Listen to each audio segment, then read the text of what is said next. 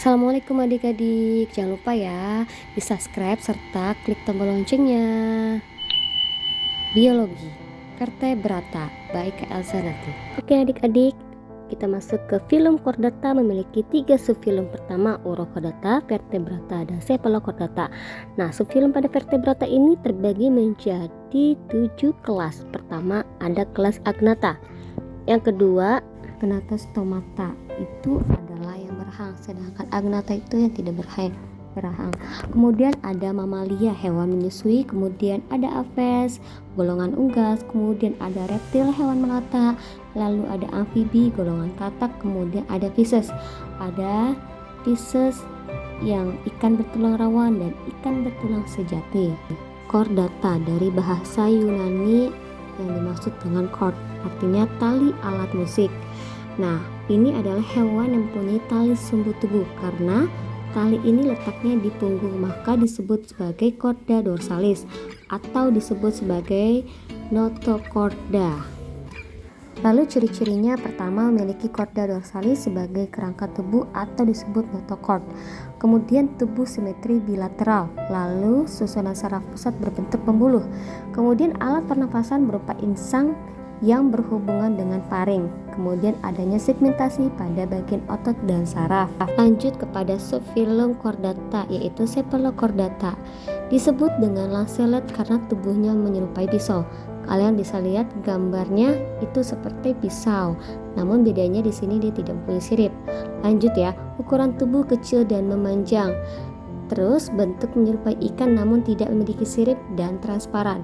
Kemudian yang keempat, hidup dengan mengubur tubuhnya dalam pasir di dasar laut tropis, hanya memperlihatkan bagian kepala saja. Kemudian dia menggunakan tentakel untuk membawa makanan ke dalam mulutnya. Contohnya Amphiochus sp dan Branchiostoma sp. Lanjut ke subfilum Urochordata ya.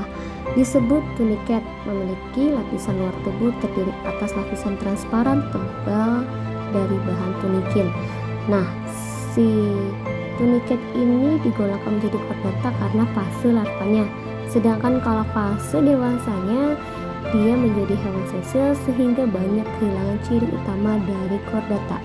Yang kedua, sering juga disebut sebagai siskut atau penyemprot laut. Kemudian yang ketiga, hidup di laut secara mandiri atau parasit. Kemudian sebagian besar diam atau menempel sesil pada bebatuan. Kemudian yang kelima, fase larva biasanya memiliki 4 struktur chordata. Saat fase dewasa kehilangan notochord, tali saraf besar, dan ekor post-anal, tetapi masih memiliki celah paring. Nah, makanya ketika dewasa disebut sebagai hewan sesil. Kemudian yang keenam, kebanyakan bersifat hemafrodit. Kemudian tuniket pemakan plankton dan detritus. Lalu contohnya Moncula sp dan Botrytis sp. Lanjut ya, kelas Urochordata itu pertama ada Ascidiacea, lalu Taliacea, dan terakhir Appendicularia. Lanjut ya, vertebrata. Tidak asing lagi nih vertebrata karena waktu SMP kalian pernah mempelajari vertebrata. Kita ulas kembali. Pertama, memiliki vertebrate sebagai perkembangan notochord. Kemudian habitatnya di darat, ada yang di air tawar dan ada yang di air laut. Lalu bentuk kepala jelas dengan otak yang dilindungi oleh kranium. Kemudian memiliki 2 pasang rahang kecuali Agnatha, karena tadi Agnatha itu kelas tidak berahang. Kemudian bernapas dengan insang, paru-paru, dan kulit. Kemudian jantung berkembang baik, terbagi menjadi beberapa ruangan.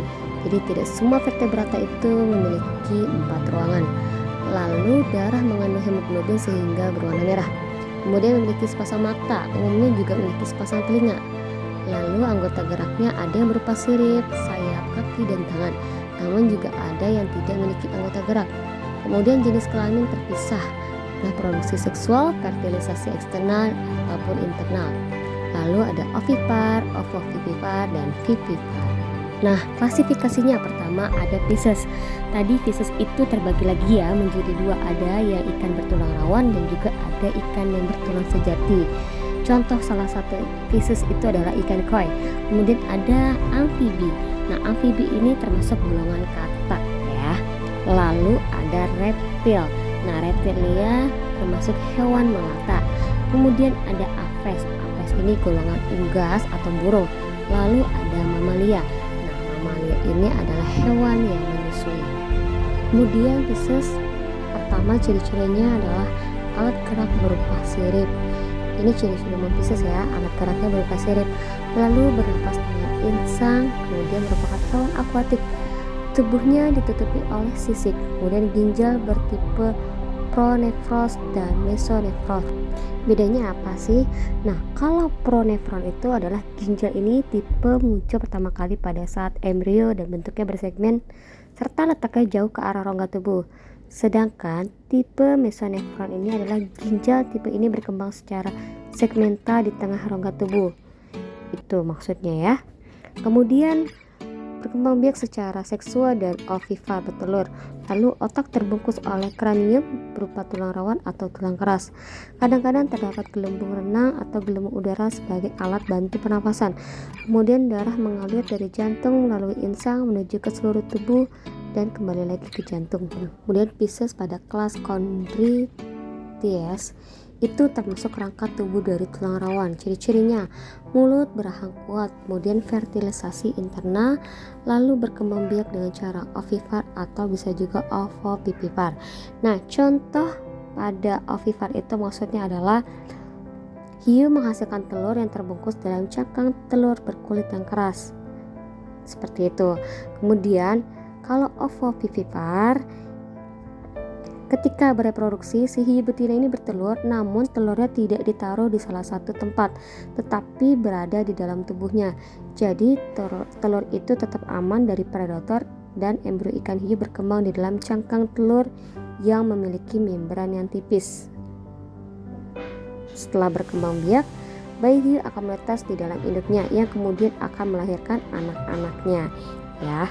Kemudian kelas Osteichthyes itu adalah rangka tulang keras, kemudian fertilisasi internal, lalu dia berkembang biak secara ovipar dan termasuk ektodrem, kemudian jantung beruang dua.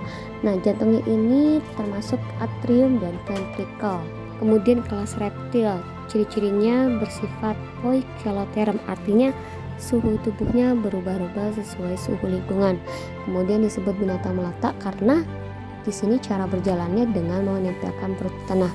Yang ketiga terdiri atas sekitar 6.000 jenis hewan, itu banyak ya, yang meliputi ular, kadal, kura-kura, dan juga buaya. Lalu yang keempat menyimpan telur yang dilindungi oleh kulit tebal dan memiliki membran internal. Yang kelima melakukan fertilisasi internal dan secara seksual.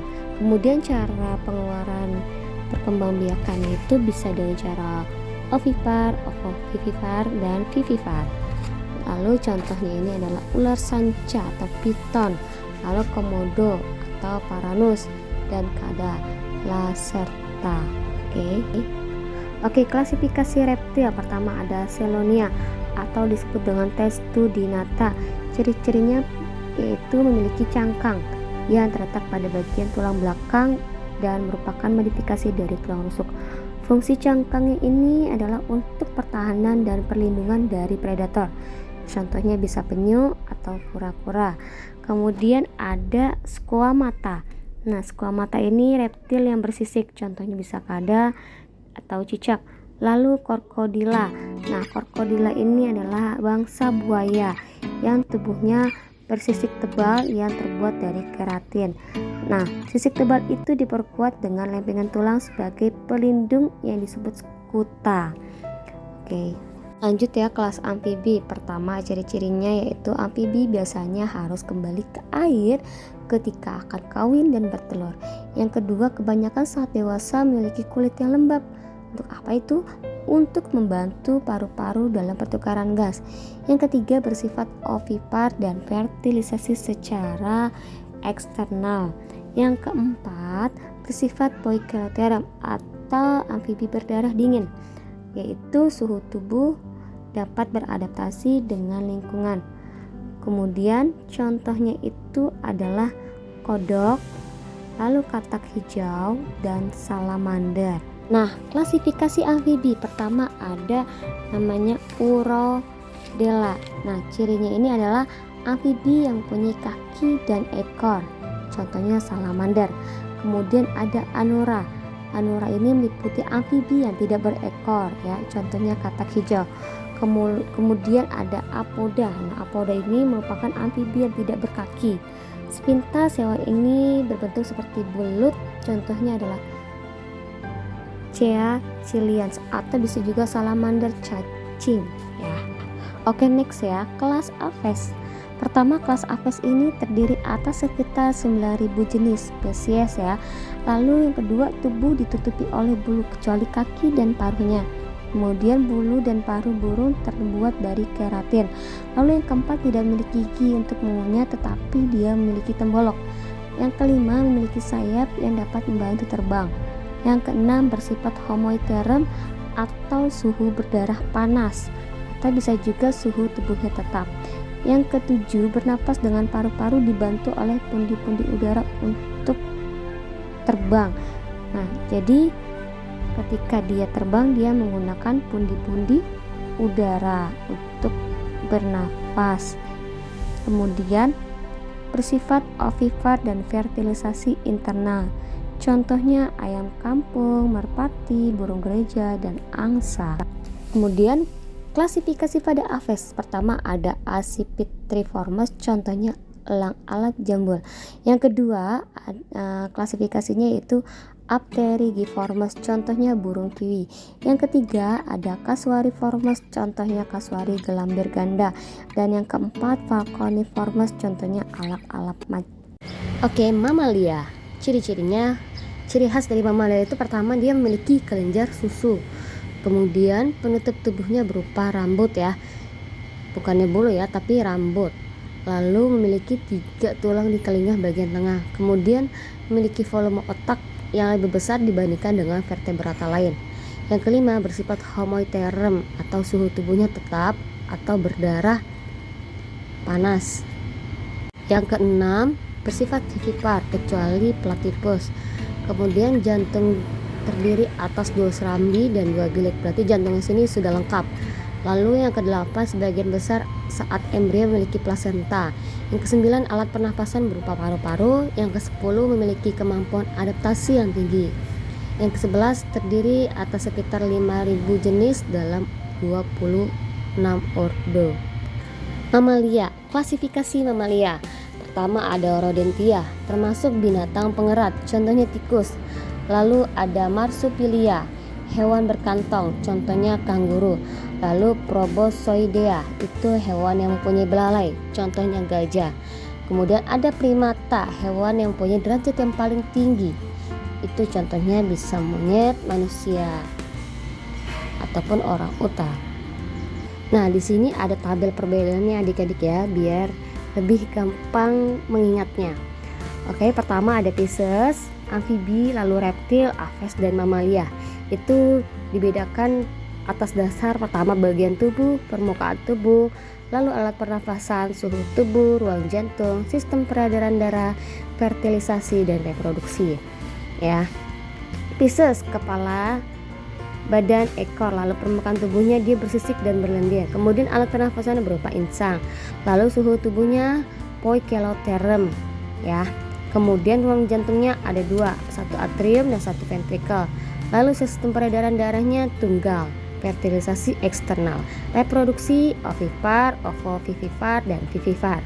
Lalu amfibi, bagian tubuhnya berupa kepala, badan, dan ekor. Lalu permukaan tubuhnya kulit lunak, berkelenjar, dan selalu basah. Lalu alat pernafasannya paru-paru dan kulit. Suhu tubuh poikiloterem, ruang jantungnya 3, 2 atrium dan 1 ventrikel. Sistem peredaran darah ganda, lalu fertilisasi secara eksternal, reproduksinya ovipar. Reptil, kepala, leher, badan, dan ekor. Lalu permukaan tubuhnya tertutup sisik yang mengandung keratin. Lalu alat pernafasannya paru-paru. Suhu tubuhnya poikiloterem. Ruang jantungnya sudah 4, tapi 2 atrium, 2 ventrikel sekat antara ventrikel belum sempurna. Kemudian sistem peredaran ganda, lalu fertilisasi internal, reproduksi ovipar dan ovovivipar. Kemudian aves, bagian tubuhnya ada kepala, leher, badan, dan ekor. Kemudian permukaan tubuhnya tertutup oleh bulu. Kemudian alat pernapasan berupa paru-paru, suhu tubuhnya hoiterium, homoiterum, kemudian ruang jantungnya 4, 2 atrium dan 2 ventrikel sudah sempurna. Lalu sistem peredaran darahnya ganda, fertilisasi internal dan reproduksi ovipar. Kemudian mamalia, bagian tubuhnya sudah mempunyai kepala, leher, badan dan ekor. Permukaan tubuhnya merupakan permukaan kulit berambut. Kemudian alat pernafasan paru-paru, suhu tubuhnya homoiterum. Kemudian ruang jantung ada 4, 2 atrium, 2 ventrikel sudah sempurna. Sistem peredarannya ganda, lalu fertilisasi internal dan reproduksinya vivipar. Oke, sampai sini adik-adik ya. Jika ada pertanyaan silakan tulis di kolom komentar ya. Oke, kurang lebihnya saya mohon maaf. Wassalamualaikum warahmatullahi wabarakatuh.